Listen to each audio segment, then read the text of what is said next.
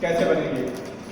ये यूपीएससी की एग्जाम देना पड़ता है, जिससे ये जो डीएम आते हैं ये दरअसल ये भी जो है डायरेक्ट नहीं बनाए जाते हैं, जो स्टार्टिंग में होते हैं। नहीं, ये जो एग्ज़ाम होता है जैसे सभी लोगों ने दिया है, मतलब आफ्टर जॉब या बिफोर जॉब? नहीं, ये जो है नौकरी से पहले, जैसे आप आईएएस बन गए हो, नौकरी ये से जो है पहले आप ये स्टार्टिंग यूपीएससी का आप प्री मेंस और इंटरव्यू क्वालिफाई करने के बाद आप जो है ट्रेनिंग के बाद जो है जाते हैं, फिर आपको जो है अच्छी रैंक पे जो लाते हैं जो लोग, उन्हें ये सेक्रेटरी की पोस्ट डायरेक्ट इन्हें भी नहीं दी जाती है, ज्वाइंट सेक्रेटरी की पोस्ट से जो है ये सेक्रेटरी की पोस्ट पे जाते हैं अलग अलग जो है मिनिस्ट्रियल में। और ये कैडर के वाइज जो है डिवाइड होते हैं, यूपी कैडर के अलग होते हैं, उत्तराखंड कैडर के अलग होते हैं।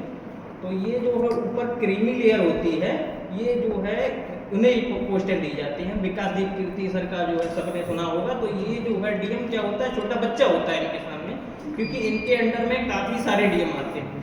तो ये जो है पूरा जो संचालन होता है प्रशासनिक का, इन्हीं के लोगों के जो द्वारा होता है। और ये जो है विशेष सलाहकार अपनी जो है प्रधानमंत्री नरेंद्र मोदी की जो है निजी सेक्रेटरी जो है अपने यहाँ की बनारस की निधि तिवारी मैम बनी हैं। वो भी जो है ये जो है 87 बैच की IAS साइट थी और वो भी टॉपर लिस्ट से थी। तो ये जो है एक संग नहीं मिलती है, ये काफ़ी प्रोसेस के बाद जो है पहुँच के मिलती है, ये डायरेक्ट नहीं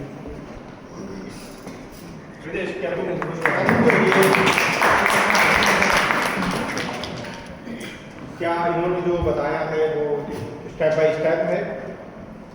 थोड़ा ये बताइए, क्योंकि ये सिविल सर्विसेज की तैयारी भी करते हैं, ये बेहतर बता सकते हैं। मेरा प्री भी निकल चुका है, फर्स्ट अटेम्प्ट में पहली बार से सिर्फ यही बताना है कि क्या प्रोसेस क्या है।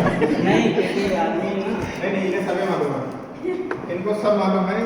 हाँ, पहले आप ट्वेल्थ कर लीजिए कोई भी मीडियम से, और कोई भी साइंस बायो कोई भी हो आपकी, और ग्रेजुएशन में कुछ भी हो, बीटेक, उसमें आप फॉर्म भरिएगा। फॉर्म आता है, फीस एससी वालों के 0 है, और उसकी फॉर्म भरने 10 लाख फॉर्म भरने हैं, सिर्फ 100 IAS होंगे, 0.01%।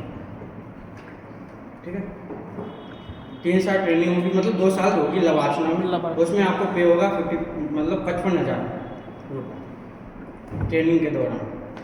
उसमें आपका एलोकेटेड करवा दिया जाएगा कैडर जो उत्तर प्रदेश का है, मतलब बहुत अच्छे नंबर है, पहचान है, तब आपको उत्तर प्रदेश के रहने वालों को उत्तर प्रदेशी कैडर मिलेगा।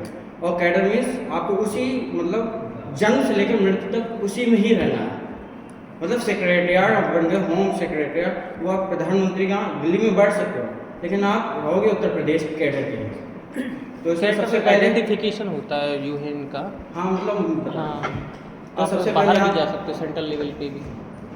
सबसे पहले आप पेपर क्वालिफाई किया, प्री मेंस इंटरव्यू, अच्छे नंबर है, पहचान कैडर, आपको होम कैडर मिलेगा। होम कैडर मिलने के बाद आप SDM, ADM, DM, ये 3 साल के दौरान ही आपको मिल जाएंगे। और एक DM 3 साल तक एक ही डिस्ट्रिक्ट में रह सकता है। उसके रहने के बाद आपका मतलब डेवलपमेंट बहुत बढ़िया है, सोशली, इकोनॉमी और पॉलिटिकल में आपका सब बेहतरीन होने के बाद आपके करप्शन का चार्ज 0 है, और आपका डेवलपमेंट बहुत अच्छा है होने के बावजूद फिर आपको 15 साल DM के पद पर रहने के बाद आपको 15 साल के अंडर आप कमिश्नर बनोगे, जो 7 जिलों या 15 जिलों का जो कमिश्नर आता है, जहाँ DM की बैठक होती है। फिर होने के बाद आप 15 साल बाद आप सेक्रेटरी बनते हो, या आप स्टेट लेवल को या आप सेंट्रल लेवल को, उसमें भी बहुत पता है। Secretary, chief secretary, home secretary. जो होम होता है वो होता है जैसे मोदी जी आपसे 20 बार बात करेंगे दिन में, वो सबसे बड़ा होता है। जैसे अजीत डोभाल NSS सिक्योरिटी ऐसे एडवाइजर, या इस समय S जयशंकर जो विदेश सचिव हैं, पहले विदेश सचिव थे, अब विदेश मंत्री हैं, तो आप मंत्री भी बन सकते हो। बस ये है कि आपको करप्शन का चार्ज 0 हो, आप डेवलपमेंट में आप बहुत बढ़िया हो। जैसे टीना डाबी जैसलमेर की थी, उन्हें 2 करोड़ रुपए का मिला था, अभी जो फंड था पानी को लेकर था, सफाई को लेकर था, जो उन्होंने अभियान चलाया था, वो आप इस समय मतलब CEO हैं। जैसे अदर में उन्हीं के साथ जो शादी हुई थी, अब डिवोर्स हुआ था, 2015 बैच के सेकंड जो टॉपर था, वो भी अब सीईओ हैं, सीईओ भी बनते हैं, मतलब सीईओ होते हैं एक विभाग को लेकर।